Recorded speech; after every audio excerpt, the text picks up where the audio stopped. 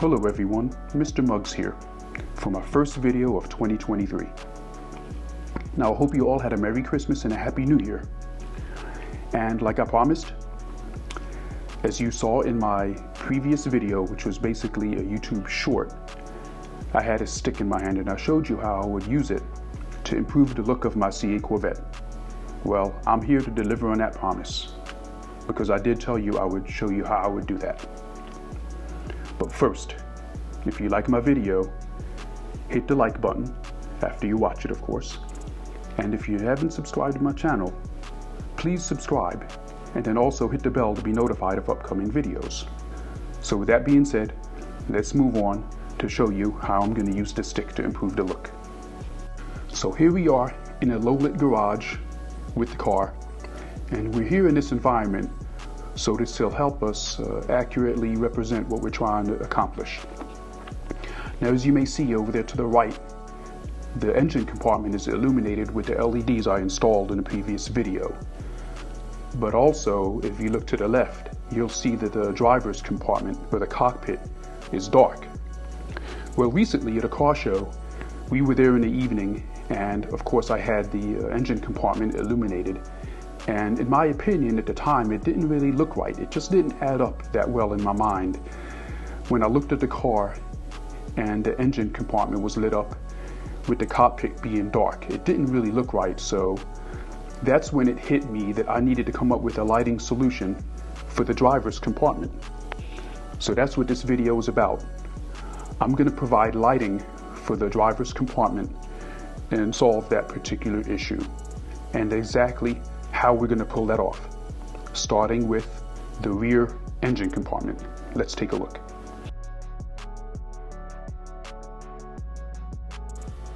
Now here we are in the engine compartment. Now as you can see, there's an LED system that's installed. This is going to be the same system we're going to be using in the driver's compartment, but there are going to be some differences and some challenges along the way. The good thing is that we're going to be using a power pack and the receiver that you can see up top. It'll have that, so that'll help us along the way without having to use the powering from the car in order to use it. But as you already know, that this system, as far as the cabling is concerned, it's configured for the engine compartment and not for the driver's area. So that's going to present a challenge on how we're going to go ahead and pull that off. And that's where the stick comes into play.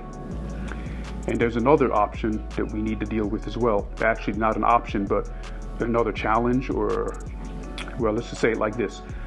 The way we control it, the one in the engine compartment, you use a phone app. And what I chose to go with was, and I'm glad that there was an option available, I chose to go with the optional key fob operation. So when I order the one for the driver's compartment, it's going to have a key fob that I can use to control that particular one in the front.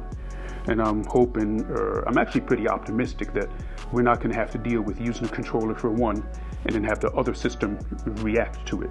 I don't think that's going to be a problem. So with that being said, let's move over to the driver's compartment and take a look at these challenges that are going to be presented for us. So here we are in the driver's cockpit area. As you can see in the upper area, there's a whole lot of suede in that area, so we really rule that out as an option. We're not going to be able to attach anything to suede without doing permanent damage to the integrity of the vehicle, so I thought that was out. Another option would be trying to attach something to the rear window. Unfortunately, we would get shadowing coming from the headrests, so that option is out as well. And then I decided to take a look at the side windows where the tint is and maybe using suction cups. But it turns out that that's not going to be good over the long term, because adding and removing the suction cups over time could compromise the bond between the tint and the window itself. So I decided to abandon that particular option as well. So what I came up with was a solution that would have us make attachments on the bars that attach the sunshades to the car body itself. And as you can see, I have some hooks that I added with some tie wraps, and you can see the one on the right there as well. And you can just basically slide them up and down and put them in up and down position for when I'm going to actually place the lighting system. So what you see here is that mysterious stick that I showed in the previous video. And as you probably figured out by now, this is going to be the foundation of the light stick that I'm going to build. And what I'm going to be doing is I'm going to be using a hardware that you see here. Basically it's going to be screw-in loops and some hooks that I'll be using to attach it to the car. Now you can see where I screwed in the screw-in loop, if you will.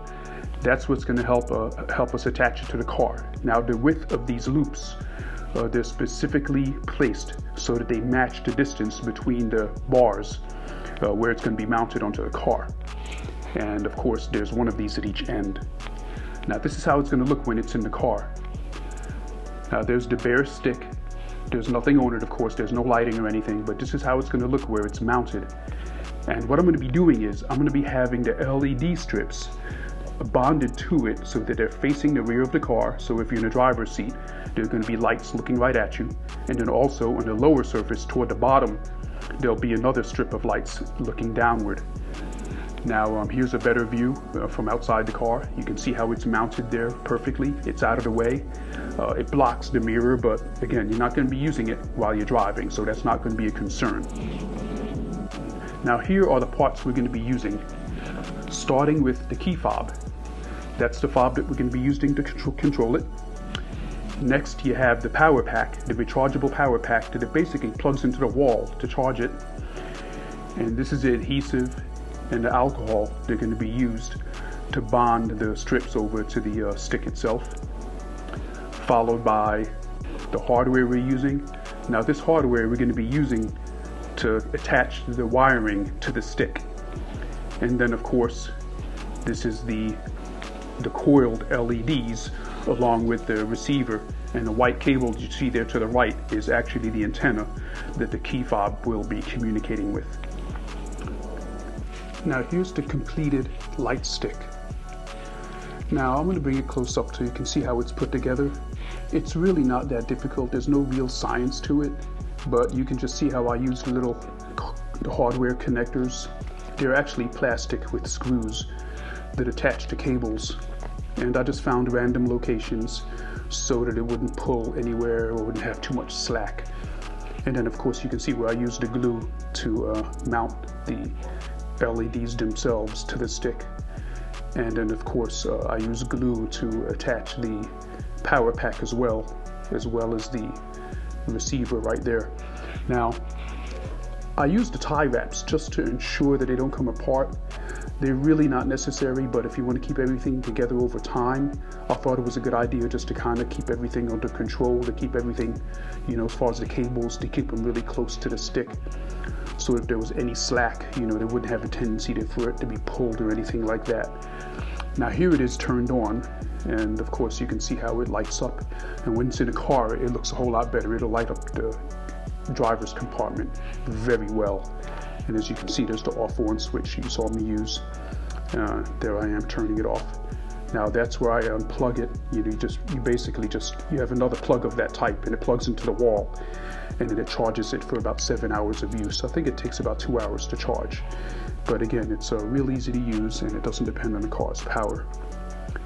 But there it is. There's my light stick. What do you think? Is this something you think you might want to do? Well, the mystery of the stick is resolved. What do you think? Were you frustrated? Were you puzzled? Were you really trying to figure out what is Mr. Muggs trying to do with his stick to make his Corvette look better? Well, it's just that simple, a light stick. And one thing I didn't mention, where you can actually get the LEDs for these.